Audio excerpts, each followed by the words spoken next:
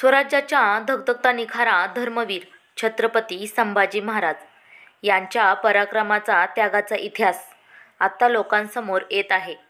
मात्र त्यांच्या मृत्यूनंतर मराठा साम्राज्य औरंगाच्या मोगली खात्रीत सापडलेलं असताना छत्रपती संभाजी महाराजांच्या पत्नी आणि स्वराज्याच्या महाराणी येसूबाई यांचे पुढे काय झालं? एकीकडे पतीचा निग्र मृत्यू, दुसरीकडे छत्रपतीची गादी रिकामी. त्यात स्वराज्यातील एक एक गड मोगलांच्या ताब्यात जात होता. तसेच शिवरायांचा वंश आणि स्वराज्य नेस्तनाबूत करायला आलेला औरंगजेब स्वराज्याच्या ताब्यात होता. आणि भयंकर म्हणजे राजधानी दुर्गराज रायगडालाच मोगली वेढा पडला होता. इतक्या दुर्दैवी परिस्थितीमध्ये महाराणी येसूबाईंचे पुढे काय झालं? त्यांचं जीवन कसं व्यतीत झालं? येसूबाईंसारखं वनवास इतिहासात फारच कमी जणांच्या वाट्याला आला असेल. त्यांचा मागोवा उपलब्ध माहितीच्या आपण या व्हिडिओमध्ये पाहणार आहोत. परंतु इतिहासाने नेहमी दुर्लक्षित केलेला विषय आहे हा, जो प्रत्येकाला माहिती असणे गरजेचे आहे. सखी राजनी जयती असे येसूबाईंचे वर्णन स्वतः छत्रपती संभाजी महाराजांनी आपल्या नाक्षिकांत या ग्रंथात केलं आहे. आणि शंभूराजांच्या शब्दांना साजेशा होत्या. महाराणी येसूबाई छत्रपती संभाजी महाराजांसारख्या निखाऱ्याला पदरात बांधून मायेची फुंकर घालत संसार करणं सोपी गोष्ट नव्हे. सदैव पायाला वादळ असणारे संभाजी महाराज स्वराज्य सुरक्षित आणि विस्तारित करण्यासाठी गरुड भरारी घेत होते. त्याचवेळी गडावरून स्वराज्याची राखण करणाऱ्या येसूबाई कुशल राजनेत्या होत्या. गडावर येणारे वाद तंटे त्या स्वतः सदरेवर बसून हाताळत असत आणि शत्रूंच्या आक्रमणाला तोंड देण्यासाठी त्या रणनीती देखील आखत असत. पिलोजीराव रघुजीराव शिर्के यांच्या घराण्यात जन्मलेल्या जीवबाई अथवा राजाबाई म्हणजेच महाराणी येसूबाई होय. येसूबाई विवाह धर्मवीर संभाजी महाराज यांच्यासोबत झाला. त्यावेळी येसूबाईंचे वय हे जेमतेम 6 ते 7 वर्ष होते. त्यामुळं त्यांच्या आयुष्याची जडगडण ही मासासाहेब जिजाऊंच्या देखरेखीखाली झाली आणि याचा परिणाम हा महाराणी येसूबाईंच्या जीवावर झालेला दिसतो. रणांगणावर त्यांचे पराक्रम नसले तरी त्यांचे राजकारण आणि स्वराज्यासाठी सदैव तत्परता त्यांच्या आयुष्यात दिसून आली. येसूबाई स्वराज्याची धुरा चपकळणे सांभाळत असत. स्वराज्य कारभार चालवण्यासाठी महाराणी येसूबाई यांच्या नावाची मोहोर धर्मवीर संभाजी महाराजांनी बनवून घेतली. त्या मोहरेवरील मजकूर असा होता की श्री सखी राजनी जयती महाराणी येसूबाईंच्या जीवनात जेवढी संकटे आली तेवढी कदाचित राजघराण्यातील कोणत्या स्त्रीवर आली असतील. एवढे सर्व राजवैभव असूनही आयुष्यात दुर्दैव त्यांच्या पाठीशी लागले होते. लग्नानंतर येसूबाईंनी संसार मांडला, तोही छत्रपती संभाजी महाराजांसारख्या सिंहाच्या छाव्याबरोबर. अगदी कमी लग्नानंतर पती जिवंत असताना सुद्धा येसूबाईंना काही दिवस विधवेचे जीवन जगावं लागलं होतं. ते म्हणजे आग्र्यावरून सुटल्यावर शिवछत्रपतींनी छोट्या संभाजींना लपवून ठेवून अफवा पसरवली की युवराजांचा काळ आला. त्यामुळे संभाजीराजे सुखरूप स्वराज्यात येईपर्यंत येसूबाईंना विधवा म्हणून जगावे लागले होते. त्या कोवळ्या वयात येसूबाईंच्या मनाची काय अवस्था झाली असेल. मात्र येसूबाईंच्या सामर्थ्यावर, त्यांच्या धैर्यावर छत्रपती शिवाजी महाराजांना सुद्धा किंचितही शंका नव्हती. म्हणूनच तर स्वतः छत्रपती शिवरायांनी स्वराज्याच्या कुलमुखत्यार पदाची शिक्के कट्यार येसूबाईंना प्रदान केली होती. त्या स्वराज्याच्या पहिल्या कुलमुखत्यार होत्या. कुलमुखत्यार ही पदवी खूप मोठी होती. महाराज मोहिमेसाठी बाहेर गेले तर राज्याचे सर्व अधिकार हे कुलमुखत्यार व्यक्तीकडे यायचे. यावरून आपण समजू शकतो की छत्रपती शिवाजी महाराजांना किती विश्वास होता येसूबाईवर. त्यांच्या सुलबाईवर आणि शिवरायांनी इतका विश्वास दाखवणं म्हणजे समोरचा माणूसही तसा असावा लागतो. छत्रपती शिवरायांच्या महानिर्वाणानंतर स्वराज्याचे लचके तोडण्यासाठी मुघलांची 5 लाखाची फौज घेऊन औरंगजेब महाराष्ट्रात आला होता. शिवराय गेल्यानंतर स्वराज्य सहजपणे ताब्यात घेता येईल असा त्याचा मनसुबा होता. पण छत्रपती संभाजी महाराज यांनी निकराने औरंगजेबाचा मनसुबा उधळून लावला. एकीकडून सिद्धी, एकीकडे पोर्तुगीज आणि एकीकडे मुघल निजाम, इंग्रज तर एकीकडून स्वराज्याच्या मुळावर उठलेले स्वकीय, अशी सर्व बाजूने शत्रूंची फौज असताना छत्रपती संभाजी महाराज यांनी आपल्या पराक्रमावर शत्रूला धूळ चारली. यात त्यांना साथ मिळाली ती त्यांच्या सौभाग्यवती महाराणी येसूबाई यांची सतत स्वारीवरती असणाऱ्या संभाजीराजांची स्वराज्याची दोर येसूबाई सांभाळत होत्या. न्यायनिवाड्यापासून ते स्वराज्याचा सांभाळ त्या जोमाने करत होत्या. छत्रपती संभाजी महाराज गडावर नसताना सुद्धा गडावरील कोणतेही राजकारण त्यांनी झिजू दिले नाही. इसवी सन 1689 मध्ये छत्रपती संभाजी महाराज मुघलांच्या ताब्यात सापडले. रोज छत्रपती संभाजी महाराज यांच्यावर होणाऱ्या अत्याचाराच्या बातम्या येसूबाईंना येत होत्या. त्यांनी स्वतःला सांभाळत स्वराज्य संरक्षण यावर लक्ष दिले. मराठ्यांचे मनोधैर्य खचू नये याची त्यांनी काळजी घेतली. आपल्या धनाचे होणारे हाल, अपेष्टांच्या बातम्या त्या एकांतात पचवत राहिल्या. त्यांच्या मनाची काय परिस्थिती झाली असेल. त्यावेळी जीवापाड प्रेम करणाऱ्या, आपल्या सौभाग्याच्या शरीराच्या चिंध्या होणाऱ्या बातम्या ऐकून किती तिळकीळ तुटलं असेल त्याचं अंतःकरण. पण परिस्थिती नाजूक होती आणि ती सावरण्यासाठी त्यांना ते दुःख पचवण्याची गरज होती. आणि जिजाऊ शिवराय आणि शंभूराजे यांच्या सहवासात वाढलेली व्यक्ती मागे हटेलच कशी. आणि महाराणी येसूबाई त्या परिस्थितीशी लढत राहिल्या. कारण स्वराज्यात छत्रपती नसताना लाखाचा मुलग सांभाळण्याची जबाबदारी त्यांच्यावर होती. अखेर 11 मार्च 1689 रोजी औरंगजेबाने संभाजी महाराजांना अत्यंत क्रूरपणे ठार मारले. महाराजांच्या हत्येनंतर न खचता महाराणी येसूबाई खंबीरपणे उभ्या राहिल्या. महाराणी येसूबाई यांच्या कर्तृत्वाला आणि त्यागाला इथेच तर सुरुवात झाली होती. त्यांच्या पतीच्या मृत्यूचे दुःख बाजूला ठेवून त्यांनी स्वराज्याची विस्कटलेली घडी सरळ करायला सुरुवात केली. नियमाप्रमाणे छत्रपती संभाजी महाराजांच्या मृत्यूनंतर त्यांचा मुलगा शाहूराजे गादीवर बसायला हवे होते. परंतु शाहू महाराज लहान होते. महाराणी येसूबाई यांनी आग्रह केला असता तर छोट्या शाहूंचा राज्याभिषेकही झाला असता. पण तत्कालीन परिस्थिती पाहता त्यांच्या लक्षात आले की स्वराज्य टिकवायचे असेल तर मुलाच्या प्रेमापेक्षा कर्तृत्वाला जास्त महत्त्व दिले पाहिजे. त्यांनी पुत्रप्रेम बाजूला सारून आपल्या पुत्रसमान धीर राजाराम महाराज यांना गादीवर बसवले व स्वतः त्यांच्या वतीने काम करण्यास सुरुवात केली. त्यांच्या या स्वार्थ त्यागामुळेच सर्व मराठा सरदार एकत्र राहिले, शत्रूसोबत लढत राहिले. मात्र महाराणी येसूबाई यांच्या आयुष्यातील घनघोर वनवासाची ही सुरुवातच होती. छत्रपती संभाजी महाराजांना ठार मारल्यावर औरंगजेबाच्या आशा पुन्हा पल्लवित झाल्या होत्या. स्वराज्याचा घास घेण्यासाठी त्याच्या आदेशाने जुल्फिकार खान रायगडाला वेढा मारून बसला होता. औरंगजेबाच्या सैन्याने चाहूबाजूंनी आक्रमण करून स्वराज्याचे लचके तोडायला सुरुवात केली आणि राजाचं बंदिवान झाला तर राज्यकारभार हाकणे हे अवघड झाले असते. येसूबाईंनी त्यावर उपाय काढला.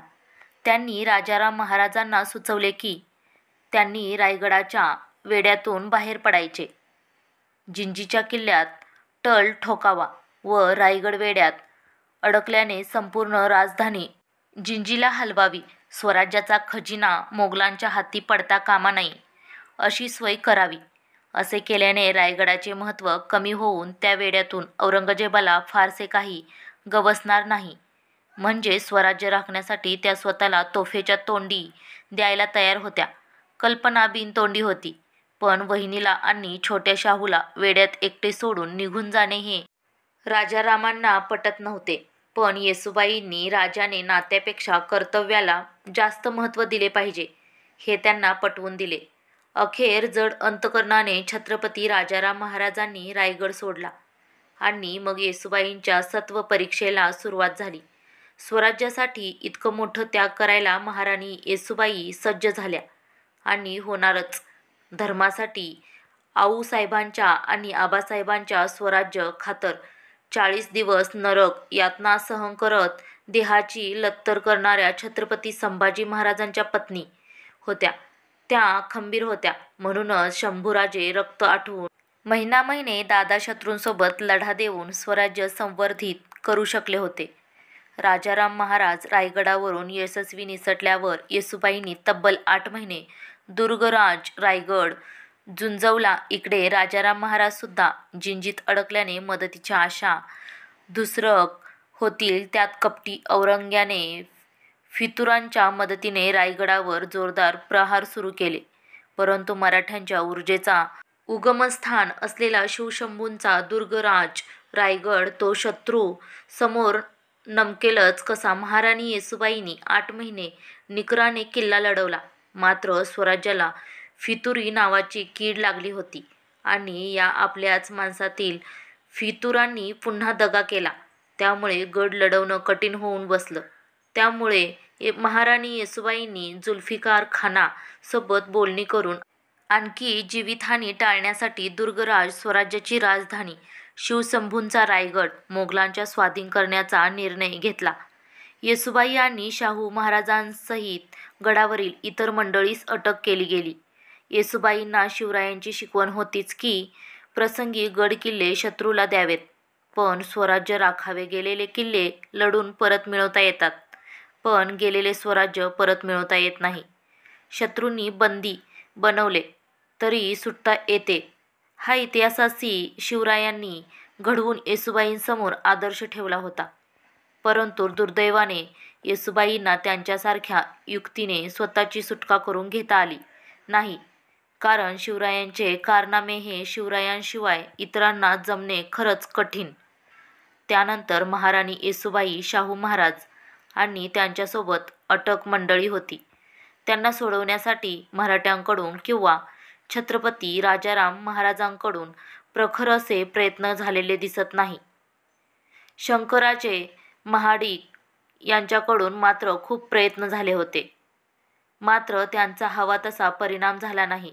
त्यामुळे येसूबाईंना आपली उमेदीची 29 वर्ष स्वराज्यासाठी स्वराज्याचे शत्रू असणाऱ्या राक्षसी औरंग्याच्या मोगली कैदेत व्यतीत करावी लागली. 29 वर्षांपैकी 17 वर्ष महाराष्ट्रात औरंगजेबाच्या छावणीत नजरकैदेत त्यांना राहावे लागले. जिथे छावणीचा तळ पडेल तिथे त्या दुर्दैवी मायलेकरांची परफटत होईल. स्वराज्यात राहूनही त्यांना स्वातंत्र्य उपभोगणे नशिबात नव्हते. इतकंच काय तर औरंगजेबाच्या कैदेत असताना त्यांच्याकडे औरंगजेबाने दुर्लक्ष केलेलं दिसतं, कारण महाराणी येसूबाईंना औरंगाच्या कैदेत असताना कर्जबाजारीपणाला सामोरे जावे लागले होते. येसूबाईंनी चिंचवडच्या देवस्थानाला लिहिलेलं पत्र तसं उपलब्ध आहे. त्यात त्यांनी आर्थिक मदत मागितली आहे. त्यात त्या म्हणतात की अहमदनगरच्या सावकारांकडून पैसे मागितल्यास सावकार ते पैसे देण्यास मनाई करत आहेत. पैशाची खूप तंगी आहे, मदत व्हावी असं महाराणी येसूबाई त्या पत्रातून म्हणत आहेत. म्हणजे स्वराज्याच्या महाराणीची ही अवस्था. त्यात सावकारांनी पैसे देण्यास नाकारावं. ज्या सावकारांना स्वराज्यात आश्रय दिला गेला होता, इतक्या हलाखीची परिस्थिती महाराणी येसूबाईंवरती आली होती. खर्चायला पैसेही नव्हते आणि कोणी कर्जही द्यायला तयार नव्हते. पुढे औरंगाच्या मृत्यूनंतर राणी येसूबाई व शाहूंची रवानगी दिल्लीला करण्यात आली आणि त्यानंतरची 12 वर्ष परमुलकात वनवास सहन करावा लागला. प्रभू रामचंद्रांना किंवा पांडवांना 14 वर्षच वनवास होता. त्या वनवासातही ते स्वतंत्रपणे श्वास घेऊ शकत होते. पण येसूबाईंना 29 वर्ष परतंत्र्यात वनवास घालवावी लागली. 1690 ते 1719 अशी 29 वर्ष त्यांनी कैदेत कशी काढली असतील याची नुसती जरी कल्पना केली तरी अंगावर काटा येतो. आजूबाजूला परधर्मीय पुरुष माणसे, संपूर्ण वातावरण, परकीय खाणे-पिणे, रीतिरिवाज, पोशाख, सारे अनाकलनीय आणि अबवध असताना त्या मात्र परिस्थितीशी कशा काय सामोरे गेल्या असतील. मुस्लिम धर्म स्वीकारण्यासाठी छत्रपती संभाजी महाराजांवरती जुलूम करणारा औरंगजेब महाराणी येसूबाईंनी कसा वागला असेल. त्यांच्या क्रूरवृत्तीशी त्यांनी कसा सामना केला असेल. धर्मांतराच्या आणि अब्रूच्या भीतीच्या सावटात त्या 29 वर्ष कशा राहिल्या असतील. आपला धर्म आणि अब्रू त्यांनी कशी सांभाळून ठेवली असेल. या इतक्या वर्षात त्यांचे मानसिक संतुलन ढळले कसे नसे. इकडे छत्रपती राजाराम महाराजांच्या मृत्यूनंतर महाराणी ताराराणी यांनी स्वराज्य वाढवले. मराठ्यांची वाढती दहशत पाहता 1707 मध्ये मराठा साम्राज्यात दुफळी माजवण्यासाठी शाहू महाराज यांना सोडण्यात आले. पण त्यांनी मोगलांविरुद्ध लढाई उभारू नये यासाठी येसूबाईंना मात्र कैदेतच ठेवण्यात आलं. अखेर बाळाजी विश्वनाथ म्हणजेच पहिले पेशवे यांनी त्यांची सुटका केली. औरंगजेबाच्या मृत्यूनंतर दिल्लीत दरबारात झगडे सुरू झाले होते. बादशहा फारुख सियर आणि त्याला गादीवर आणणारे सय्यद बंधू यांच्यात वितुष्ट आले. सैदांचा नाश करण्यासाठी बादशहाच्या खटपटी सुरू झाल्या. आत्मरक्षणार्थ सय्यद बांधूंना मित्र शोधावे लागले. आपले उद्दिष्ट गाठण्यासाठी मराठ्यांनी मैत्री करणे त्यांना भाग पाडले होते. त्यामुळे दक्षिणेचा सुभेदार सय्यद हुसेन अली यांनी पेशवे यांमार्फत मराठी राज्याशी नावा तह केला. त्यात छत्रपती शिवाजी महाराजांचे स्वराज्य बिनशर्तपणे शाहू महाराजांना देण्यात ठरवले. शिवाय दख्खनच्या 6 सुबांचा चौथ आणि सरदेशमुखी हे हक्कही मान्य करण्यात आले. याच्या मोबदल्यात शाहू महाराजांनी 15,000 फौजांशी दख्खनच्या सुभेदारास मदत करावी आणि चोरलिटांचा बंदोबस्त करून मुलखाची आबा राखावी या अटी करारादरम्यान ठरल्या. या करारादरम्यान बादशहाकडून शिक्कामोर्तब व्हायचे होते. बालाजी विश्वनाथ फौजा घेऊन सय्यद बंधूंच्या साहाय्याने नोव्हेंबर 1718 मध्ये दिल्लीस गेले. सत्तांतरण झाले. फरुख शियारला गादीवरून हटवून मुहम्मद शहा गादीवर आला. 1719 च्या मार्च महिन्यात संदानवर नव्या बादशहाचे शिक्कामोर्तब झाले आणि बाळाजी पेशवे महाराणी येसूबाई व त्यांच्यासोबत मराठी सैनिकचे अटक होते. त्यांना घेऊन साताऱ्यास आले. साताऱ्यास आल्यानंतर महाराणी येसूबाईंनी 29 वर्षांनंतर स्वराज्यात मोकळा श्वास घेतला. मुघल सरदारांच्यातील कपट आणि आपापसातील बेबनाव यांचा कायदा घेऊन ते युक्तीने सुटले. त्या स्वराज्यात आल्या तेव्हा त्यांचे वय झाले होते 60 वर्ष आणि अखेर 4 जुलै 1719 रोजी महाराणी येसूबाई मराठ्यांची त्यावेळची राजधानी असलेल्या साताऱ्यात पोहोचल्या. साताऱ्याच्या वेशीवर त्यांचं भलं मोठं जंगी स्वागत करण्यात आलं आणि हा महाराष्ट्राच्या इतिहासातील एक मंगल क्षण होता. महाराणी येसूबाई यांनी राजकारणातून निवृत्त घेतली होती, परंतु शाहू महाराजांना ते सल्ला देत असत. मराठा साम्राज्याच्या सीमा नर्मदे पार जाताना त्यांनी पाहिल्या. मराठा साम्राज्य वाढवताना पाहून आपल्या त्यागाचे फळ त्यांना मिळाल्यासारखे नक्कीच वाटले असणार. दानधर्म चिंतन यात त्यांनी आपले लिहिलेले आयुष्य मार्गी लावले. इसवी सन 1730 मध्ये महाराणी येसूबाई यांचा नैसर्गिक पद्धतीने मृत्यू झाला. मात्र आपल्या मराठ्यांचे दुर्दैव हेच आहे की येणाऱ्या पिढीसाठी आपल्या रयतेसाठी हा महाराष्ट्र हिंदू धर्म स्वराज्य हे सगळं वाचवण्यासाठी आपला अख्खं आयुष्य खर्ची घालणारे महापुरुष किंवा अशा साम्राज्ञी आणि त्यावेळचे कित्येक मावळे यांच्यामुळे आपले अस्तित्व आहे. आपल्याला हे सुंदर आयुष्य मिळालेलं आहे. त्यांच्याबद्दल आपल्याला काहीच माहीत नसते ना आपण कधी जाणून घेण्याचा प्रयत्न करतो. असंच महाराणी येसूबाई यांच्या इतिहासाला ना जन्मतारीख माहिती आहे ना मृत्यूची तारीख ठोस सांगता येते ना त्यांच्या समाधीची ठोस जागा सांगता येते. येसूबाईंच्या मृत्यूनंतर 300 वर्षांनी सातारा येथील संगम माहुली येथे एका समाधीचा शोध लागला. ती समाधी येसूबाईंची असावी असे इतिहास संशोधक काही कागदपत्रांच्या आधारे सांगतात. मात्र या छत्रपतींच्या महाराष्ट्रात महाराणी येसूबाईंच्या समाधीचा शोध लागायला 300 वर्ष लागली. शंभूराजांची बदनामी होत राहिली. महाराणी ताराराणी, महाराणी सईबाई अशा कित्येक वीरांच्या आणि सम्राज्ञींच्या समाध्या किंवा पूर्वजांच्या समाध्या असो, गडकिल्ले असो, त्यांची अशी अवस्था होणं म्हणजे शिवरायांचे पाईक म्हणून आपल्यासाठी लज्जास्पद आहे. येसूबाई यांच्या त्यागाचा आणि बलिदानाचा इतिहास सर्वोत्तम करणे आणि त्यांच्या असीम त्यागाला वंदन करणे इतके तर आपण नक्कीच करू शकतो. त्यांनी केलेल्या त्यागासाठी त्या माऊलीला मानाचा मुजरा.